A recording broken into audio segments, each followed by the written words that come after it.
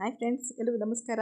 ನಾನು ಸೀಮೆ ಬದನೆಕಾಯಿ ಉಪಯೋಗಿಸ್ಕೊಂಡು ದಾಲ್ ಫ್ರೈ ಮಾಡ್ತಾಯಿದ್ದೀನಿ. ತುಂಬಾ ಚೆನ್ನಾಗಿದೆ. ಈ ವೆಜಿಟೇಬಲ್ಸ್ ಉಪಯೋಗಿಸ್ಕೊಂಡು ನಾವು ಪಲ್ಯ ಮಾಡಬಹುದು, ಬೋಂಡ ಮಾಡಬಹುದು, ಸಾಂಬಾರು ಮಾಡಬಹುದು. ತುಂಬ ಚೆನ್ನಾಗಿರುತ್ತೆ. ಮೊದಲಿಗೆ ತೊಗರಿಬೇಳೆ 2 ಟೇಬಲ್ ಸ್ಪೂನಷ್ಟು, ಹೆಸರುಬೇಳೆ 2 ಟೇಬಲ್ ಸ್ಪೂನಷ್ಟು, ಮಸೂರ್ ದಾಲ್ ಅಥವಾ ಚೆನ್ನಾಗಿ ಬೇಳೆ ಅಂತೀವಿ ಅದು 2 ಟೇಬಲ್ ಸ್ಪೂನಷ್ಟು, 1 ಟೇಬಲ್ ಸ್ಪೂನಷ್ಟು ಹೆಸರು ಕಾಳು ತೊಗೊಂಡಿದ್ದೀನಿ. ಯಾವುದು ನೆನೆಸಿಲ್ಲ, ಜಸ್ಟ್ ತೊಳೆದು ಹಾಕ್ಕೊಳ್ತಾ ಇದ್ದೀನಿ. 2 ಟೊಮೊಟೊ ಹಣ್ಣಿದೆ.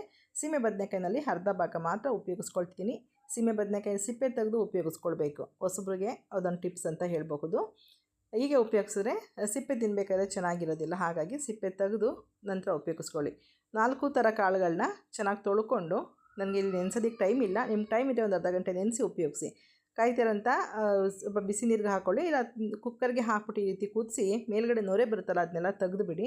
ನಂತರ ಒಂದು ಅರ್ಧ ಸ್ಪೂನಷ್ಟು ಎಣ್ಣೆ, ಹೆಚ್ಚಿರೋಂಥ 2 ಟೊಮೊಟೊ ಹಣ್ಣು ಹುಂಡೆ ಹಾಕಬೇಡಿ. ಕೆಲವೊಂದು ಸಲ ಒಳಗಡೆ ಹುಳ ಇದ್ದರೆ ಗೊತ್ತಾಗಲ್ಲ. ಎಲ್ಲನೂ ಒಂದು 3 ವಿಸಲ್ ಸಾಫ್ಟಾಗಿ ಬೇಯಲಿ ಅಂತೇಳಿ 3 ವಿಸಲ್ ಕೂಗಿಸ್ಕೊಳ್ತಾ ಇದ್ದೀನಿ. ಅಷ್ಟರಲ್ಲಿ ವೆಜಿಟೇಬಲ್ಸ್ ಎಲ್ಲ ರೆಡಿ ಮಾಡ್ಕೊಳ್ಳೋಣ. ಸೀಮೆ ಬದನೆಕಾಯಿ ಮೇಲ್ಗಡೆ ಈ ರೀತಿ ಸಿಪ್ಪೆ ಎಲ್ಲ ತೆಗೆದು ಒಂದು ಅರ್ಧ ಭಾಗದಷ್ಟನ್ನು ಸಣ್ಣದಾಗಿ ಹೆಚ್ಕೊಳ್ತಾ ಇದ್ದೀನಿ. ನಾನು ಡೈರೆಕ್ಟಾಗಿ ಕುಕ್ಕರ್ಗೇನು ಹಾಕ್ತಾಯಿಲ್ಲ, ಒಗ್ಗರಣೆ ಮಾಡ್ಕೊಳ್ಳೋದ್ರಿಂದ ಒಂದು ಅರ್ಧನ ನೋಡಿ ತುಂಬ ಎಳೆದಿದೆ, ಬೀಜ ಕೂಡ ಬಲ್ತಿಲ್ಲ. ನೀವೇನೋ ಸೀಮೆ ಬದನೆಕಾಯಿ ತೊಗೊಂಡು ಬಂದಾಗ ಏನಾದ್ರು ಮೊಳಕೆ ಹೊಡೆದಿದ್ರೆ ಅದನ್ನು ಸಾಂಬಾರ್ಗೆ ಉಪಯೋಗಿಸೋದಕ್ಕಿಂತ ಯಾವುದಾರ ಒಂದು ಪಾಟಲ್ಲಿ ಹಾಕ್ಬಿಡಿ. ಎಷ್ಟೊಂದು ಕಾಯಿ ಬಿಡುತ್ತೆ ಗೊತ್ತಾ. ಅದಕ್ಕೇನು ಜಾಸ್ತಿ ಪೋಷಕಾಂಶ ಅಥವಾ ತುಂಬ ಏನದಕ್ಕೆ ಕೃಷಿ ಮಾಡೋ ಅವಶ್ಯಕತೆ ಇಲ್ಲ. ಜಸ್ಟ್ ಪಾಟಲ್ಲಿ ಹಾಕಿದ್ರೆ ಸಾಕು, ತುಂಬ ಚೆನ್ನಾಗಿ ಹಬ್ಬುತ್ತೆ ಅದು. ನಾನಿಲ್ಲಿ ಸೀಮೆ ಬದನೆಕಾಯಿ, ಈರುಳ್ಳಿ, ಹಸಿಮೆಣಸಿನ್ಕಾಯಿ, ಒಣಮೆಣಸಿನ್ಕಾಯಿ ಒಗ್ಗರಣೆಗೆ ಶುಂಠಿ ಮತ್ತು ಬೆಳ್ಳುಳ್ಳಿನ ಇಟ್ಕೊಂಡಿದ್ದೀನಿ. ಪುಡಿಗಳಲ್ಲಿ ಧನಿಯಾದ ಪುಡಿ, ಖಾರದ ಪುಡಿ, ಬ್ಯಾಡಗಿ ಖಾರದ ಪುಡಿ, ಮೆಣಸಿನ ಪುಡಿ ಸ್ವಲ್ಪ, ಹಳದಿ ಪುಡಿ ಸ್ವಲ್ಪ, ಇಂಗು ಸ್ವಲ್ಪ ತೊಗೊಂಡಿದ್ದೀನಿ. ರುಚಿಗೆ ತಕ್ಕಷ್ಟು ಉಪ್ಪು ಬೇಕಾಗುತ್ತೆ. ಹಾಗೆಯೇ ನೀವು ಹುಣಸೆ ಹುಳಿ ಇಷ್ಟಪಡೋರು ಹುಣಸೆ ಹುಳಿ ಕೂಡ ಹಾಕ್ಕೊಳ್ಬಹುದು, ಚೆನ್ನಾಗಿರುತ್ತೆ. ಸಾಸಿವೆ, ಜೀರಿಗೆ, ಮೆಂತ್ಯ ತೊಗೊಂಡಿದ್ದೀನಿ. ನಾನಿಲ್ಲಿ 1 ಸ್ಪೂನಷ್ಟು ಎಣ್ಣೆ ಹಾಕ್ಕೊಂಡಿದ್ದೀನಿ. ಎಣ್ಣೆ ಕೂಡ ಜಾಸ್ತಿ ಬಳಸಲ್ಲ, ಅದಕ್ಕೆ ಸಾಸಿವೆ, ಜೀರಿಗೆ, ಮೆಂತ್ಯ ಹಾಕ್ಕೊಂಡು ಒಣಮೆಣಸಿನ್ಕಾಯಿ 1, ಹಸಿಮೆಣಸಿನ್ಕಾಯಿ 1, ಹಾಗೆ ಜಜ್ಜಿರೋಂಥ ಬೆಳ್ಳುಳ್ಳಿ ಹಾಕ್ಕೊಂಡು ಸ್ವಲ್ಪ ಚೆನ್ನಾಗಿ ಫ್ರೈ ಮಾಡ್ಕೊಳ್ತೀನಿ. ಬೆಳ್ಳುಳ್ಳಿ ಸ್ವಲ್ಪ ಜಜ್ಜಿರೋದ್ರಿಂದ ಅದು ಸ್ವಲ್ಪ ಬಣ್ಣ ಚೇಂಜ್ ಆಗೋಷ್ಟು ಫ್ರೈ ಮಾಡಿ, ತುಂಬ ಚೆನ್ನಾಗಿರುತ್ತೆ ಫ್ಲೇವರು.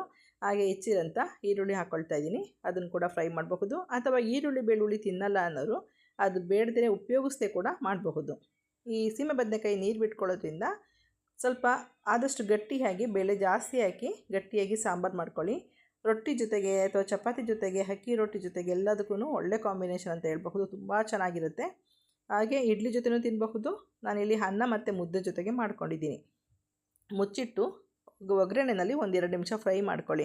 ಸೀಮೆ ಬದನೆಕಾಯಿ ಹಾಕಿದ ತಕ್ಷಣವೇ ಉಪ್ಪು ಹಾಕೋಕ್ಕೆ ಹೋಗಬೇಡಿ, ನೀರು ಬಿಟ್ಕೊಳ್ಳುತ್ತೆ. ಎಣ್ಣೆಲಿ 1-2 ನಿಮಿಷ ಬಾಡಿಸ್ಕೊಂಡು ನಂತರ ಈ ರೀತಿ ಉಪ್ಪು ಹಾಕ್ಕೊಳ್ಳಿ.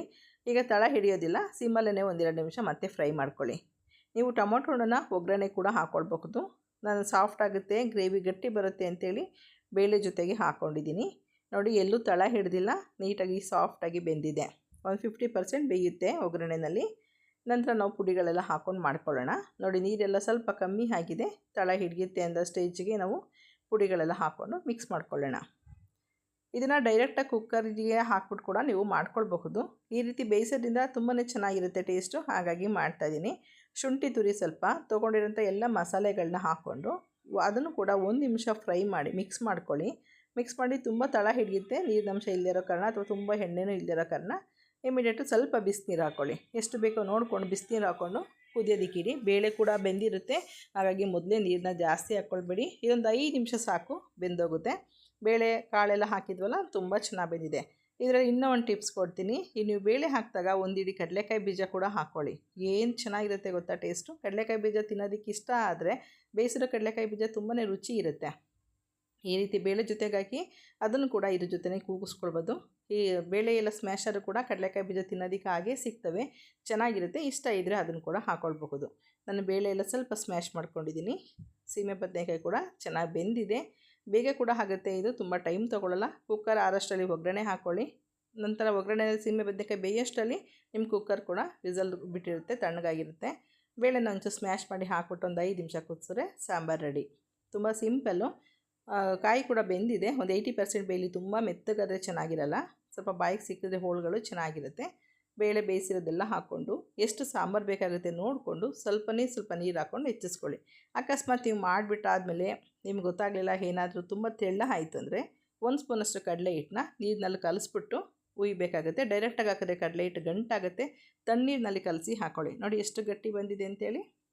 ನೋಡಿ, ಸಾಂಬಾರು ರೆಡಿ ಹಾಗೆ ಹೋಯಿತು. ಮುದ್ದೆ ಮತ್ತು ಅನ್ನದ ಜೊತೆಗೆ ಎಷ್ಟು ಒಳ್ಳೆ ಕಾಂಬಿನೇಷನ್ ಗೊತ್ತಾ. ಸಾಯಂಕಾಲಕ್ಕೆ ಚಪಾತಿ ಮಾಡಿದ್ವಿ, ಮಧ್ಯಾಹ್ನಕ್ಕೆ ಮುದ್ದೆ ಮತ್ತು ಅನ್ನ ಮಾಡ್ಕೊಂಡಿದ್ದೆ.